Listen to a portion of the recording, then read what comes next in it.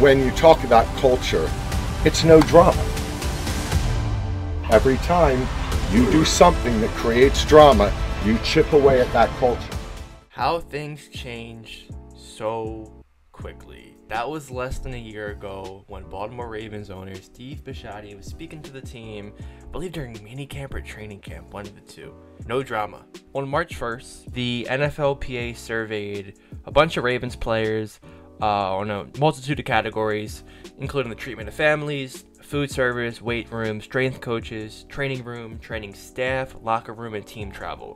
The Ravens graded pretty well in all of them except the strength coaches. They got an F-.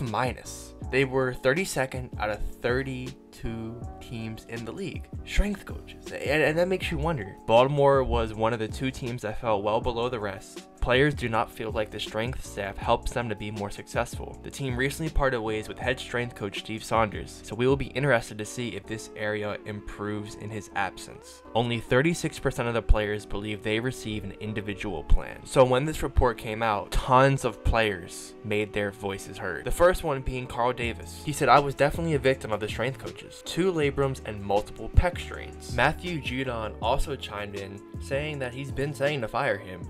And Carl Davis mentioned that the crazy part is that Steve Saunders said he wasn't working hard and he's being rebellious. Like, he wasn't trying to get hurt again. He's, coming back from an injury, and this is the way he's being treated. Up next was Bam Bradley. 5 months post ACL, unsuccessfully doing the same leg workouts as people with healthy knees never sits right with me.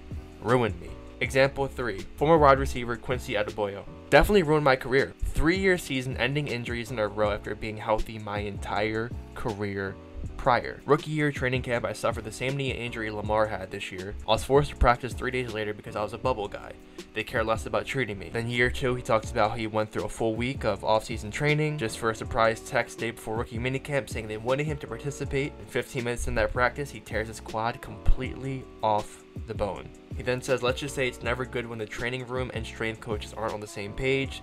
They didn't like each other and it showed huge disconnect between the two, which led to multiple injuries for a lot of guys." Let's talk about a current player, Rashad Bateman.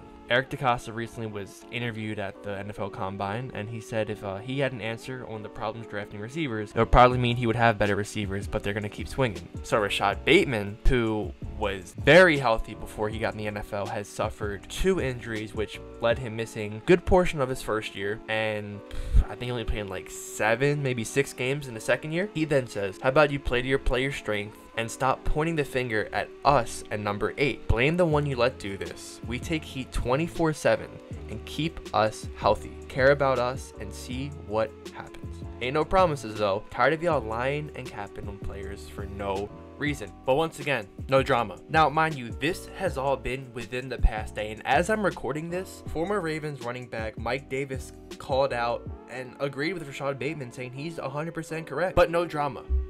This isn't even mentioning about the whole contract with Lamar Jackson and how that is a talking point on literally every single sports show. But remember, no drama. We are just kicking off into the offseason, and I am fully expecting it to be a long, tiring offseason for the Baltimore Ravens. It's draining, to say the least. I mean, we're in March and I'm already tired of it. The Ravens are in disarray right now. I don't think that's far-fetched to say. I think it is a very valid point when you have current players calling out the team. So yeah, it should just be a fun offseason. Once again, thank you for coming through to my channel. I am simply AS10. If you like this type of content, please let me know. And if you're new here and you like it, consider subscribing. So thank you for coming through and have a great day.